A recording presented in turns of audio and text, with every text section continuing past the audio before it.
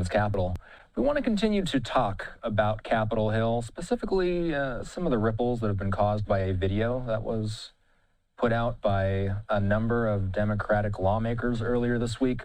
It was a video posted by, and representing 6 members of Congress on the Democrat side. This video is drawing some major pushback from President Trump. The video itself, I believe this is the post that we're looking at right now that has the video attached to it. We'll play the video in a moment. Basically, it shows 6 Democratic lawmakers who served in either the military or the intelligence community.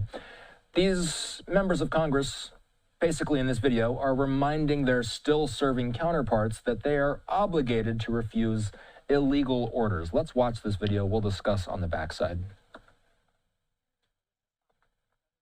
Kelly. Representative Chris DeLuzio. Congresswoman Maggie Goodlander. Representative Chrissy Houlihan. Congressman Jason Crow. I was a captain in the United States Navy. Former CIA officer. Former Navy. Former paratrooper and Army Ranger. Former intelligence officer. Former Air Force. We want to speak directly to members of the military and the intelligence community who take risks each day to keep Americans safe. We know you are under enormous stress and pressure right now. Americans trust their military. But that trust is at risk. This administration is pitting our uniformed military and intelligence community professionals against American citizens. Like us. You all swore an oath to protect and defend this Constitution. Right now, the threats to our Constitution aren't just coming from abroad, but from right here at home. Our laws are clear.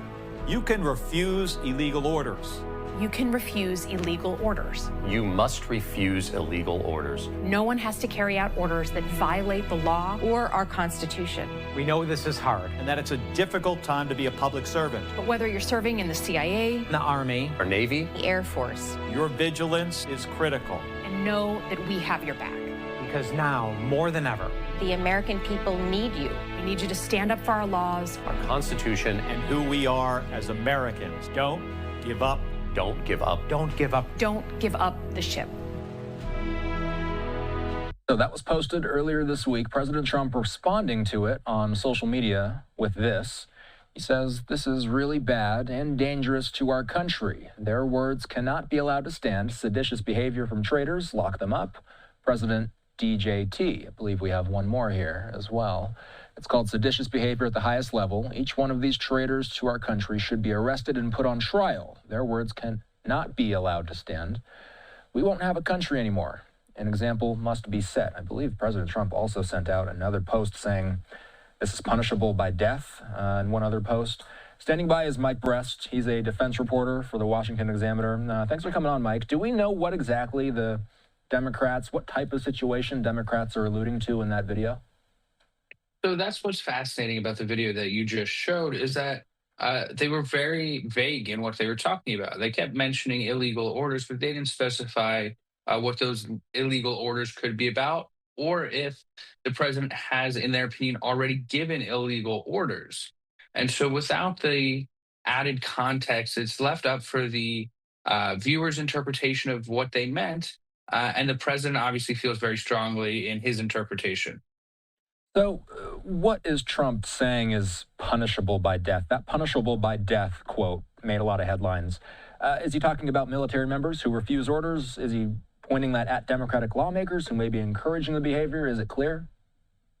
So I can only give a good educated guess. And so my belief is that the president is referring to the Democratic lawmakers who produced the video.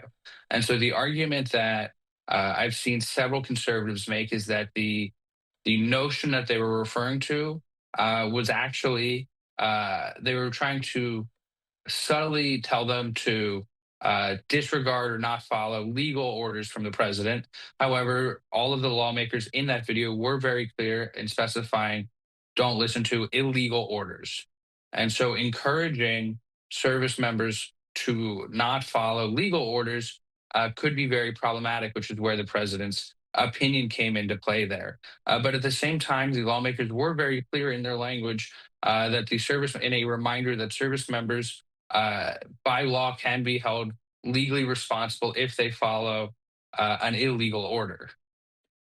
We do have the post. He said seditious behavior, punishable by death. Karoline Leavitt was asked about this earlier today at the White House press briefing. Let's listen shortly.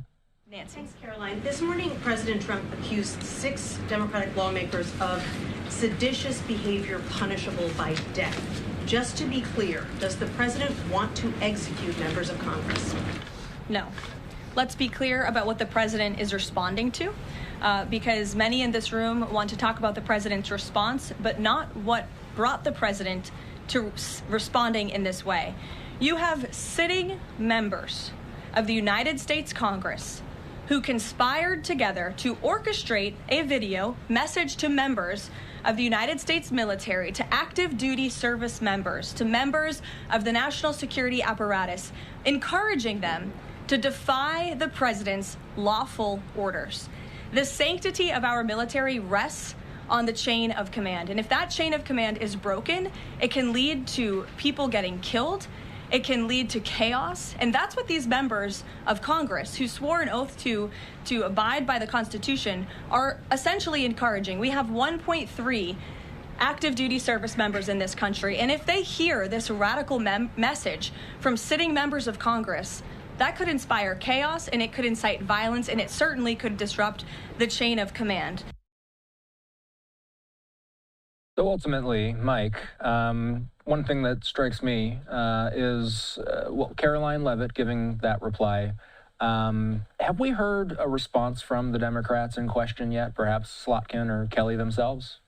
Yeah, so many of those Democrats came out and were very defiant in their response to the president's comments, and they talked about how they stand by the message that they were giving. And Karoline Leavitt, as she said up there, she said that the Democrats called for service members to not follow legal orders, but they specifically used the term illegal orders.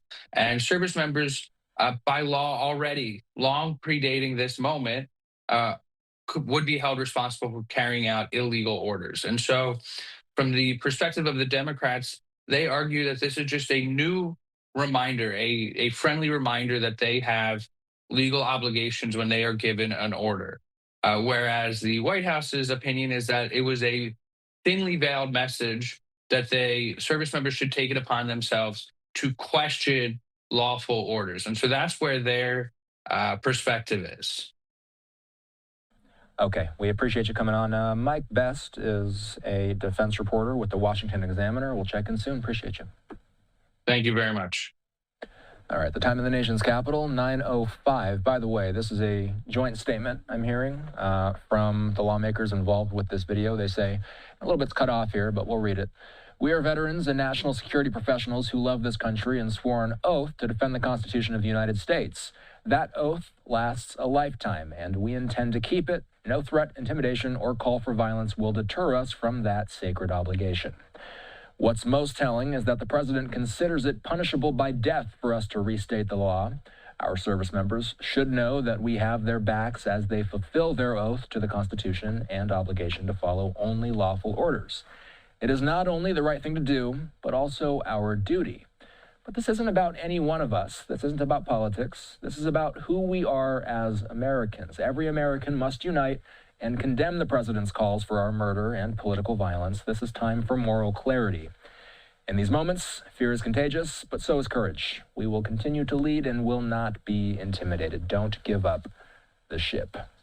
Live look at the U.S. Capitol. Let's take our first break of the hour. Our coverage continuing in a moment.